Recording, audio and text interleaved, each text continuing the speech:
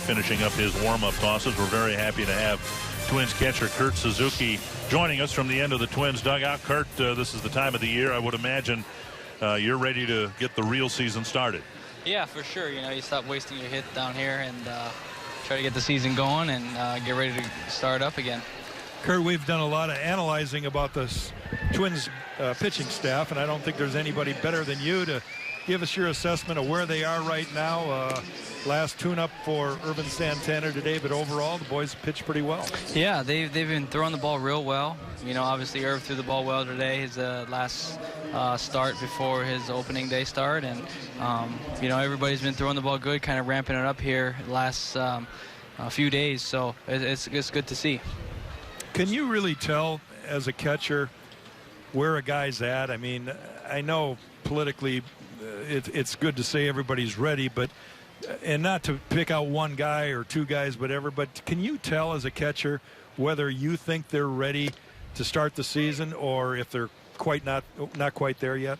Yeah, I think the command aspect of getting ready, I think, always comes last. I think the arm strength's always there. You know, it's just fine-tuning their command and putting the pitches where they want to, and you know, when you set guys up and stuff. So I think that stuff, when you see guys starting to hit their spots and consistently do it, you know, pitch by pitch, then you know the guy's ready to go, feeling good about himself. Kurt, I guess it was over a week ago I had a chance to talk with John Ryan Murphy, who now will serve as your backup catcher, about what it's been like for him coming over to a new organization, and he credited you with being a resource that he could use to get to know a pitching staff in a hurry. And from your perspective, how important is that for you to share what you've learned over the last 2 years about this Twins pitching staff with a new guy who really doesn't know much about, you know, Kyle Gibson or Trevor May or anyone like that? Yeah, I think it's huge. You know, I think, you know, as a unit, you know, you want to know pitchers inside and out, and you know, he's such a great kid, a very talented, you know, baseball player, and you know, he's real fun to work with. I think we're going to have a lot of fun this year. We're going to do really well this year, and you know, just working together. You know, he's got some ideas that he bounces off me. I pick his brain about some things that he did in New York, about certain hitters, especially, you know, guys that he's faced a lot. So I think that you know, we with the information that we both have, I think bouncing off each other, I think it's going to work out well. Centeno, the guy who allowed Kurt Suzuki to take his chair and do this interview with us, relieving him behind the plate, bounces out, 2 down. And that'll bring up Darren Mastroianni. Kurt, you've been around the block a little bit. I've said on the air many times how durable you are. You're the kind of guy that calls a great game, and yet you take a lot of foul balls. You take a lot of foul tips, and you get beat up behind the plate. Is there any magic to the fact that, I know you take good care of yourself, you've always been in good shape, but you know, to take that kind of abuse, how do you tell a young catcher that might fill your shoes someday and teach them that mentality? You know, it's just, I think, you know, it's just something that I don't want to say you get used to it, but at a certain point you kind of do, where it's part of the gig.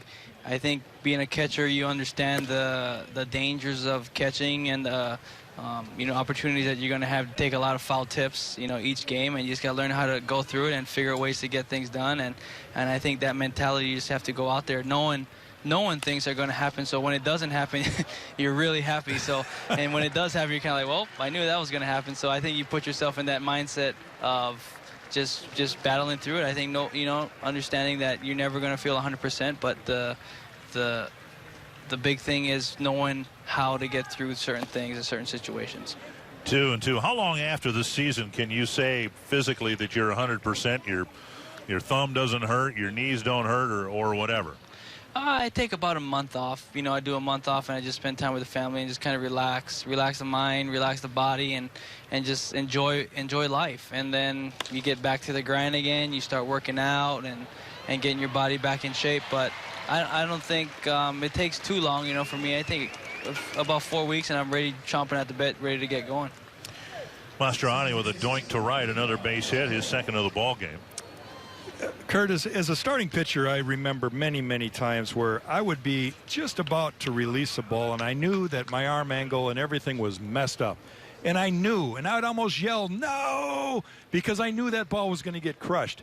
As a catcher, can you anticipate a foul tip or a ball in the dirt that you might know that's going to kind of bang you up in a way? Does that ever cross your mind, or is it just you react to it because it happens? I think definitely the balls in the dirt, you know which ones are going to hurt, and which pitcher, you know, especially a guy has a good split finger, a good curve ball, you know, something that they get a lot of swings and misses on. The spin's coming off the ground real hard. You know it's going to be, it ain't going to feel good if it hits you in the skin. So I think the balls in the dirt, you can tell which guy, 2 strikes, this guy's probably going to bounce it, and it's probably not going to feel good. So you kind of have an idea. Levi Michaels, a batter. He's got a 1-1 count with 2 down, and Mastroianni, a base-stealing threat at first base. All right, so Kurt, what's it going to take for this Twins team to take that next step forward? 83 wins last year, a couple games short of the second wild card spot. And for this team to win 85 or more games, what needs to happen? I think we just got to stay with the process here. You know, I think we got a lot of talent on this ball club. Everybody's getting along real well. We're gelling together as a team.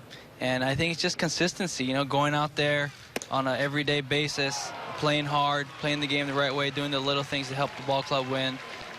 You know, doing things like that. You know, you're going to go through your ups and downs. You know, it's pretty naive to say that you're never going to, you know, go through a down part of the season. But I think the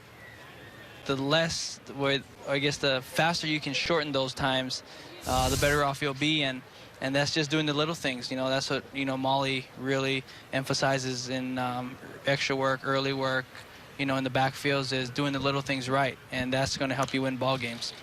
Michael with a foul to the screen. Mastroianni with a steal of second is now in scoring position. I think you hit it right on the head, Kurt, and it just shows where you're at in your career. You understand that everybody's going to fail. This game is all about failing. And yet, whether you're a pitcher or a hitter, an everyday player, that, you know, it's how well you adjust to that tough time, because everybody's going to go through it. And I think you bring that veteran leadership to this ball club because you understand it probably better than anybody. And Michael takes a call, 3rd strike. That ends the 7th inning and ends Kurt Suzuki's cameo. Thanks for the time, Kurt. All right, thanks, guys. Good luck to you, Kurt. Thank you. All right. Go to the 8th inning, tied at 3.